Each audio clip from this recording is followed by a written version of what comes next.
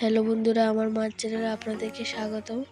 আজকে ছিল আমার মার জন্মদিন, তার জন্য আমাদের বাড়িতে ছোটোখাটো করে অনুষ্ঠান করা হয়েছে। মা সকালে গীতা পাঠ করলো, তারপর হাঁড়িতে মা দুধ বসিয়ে দিল পায়েস রান্না করার জন্য এবং ঠাকুরকে পায়েস নিবেদন করলো।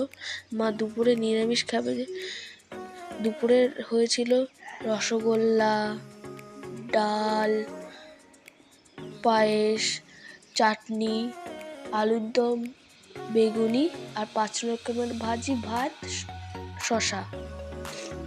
এরপরে ঠাম্মা আশীর্বাদ করে নিল, মা প্রণাম করলো, তারপর বাবাও আশীর্বাদ করলো।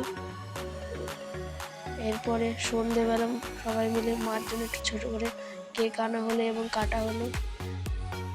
আমি মাকে একটা গিফট দিলাম, তারপর রাত্রে বিরিয়ানি খেয়ে আজকের ব্লগটা সমাপ্ত করলাম।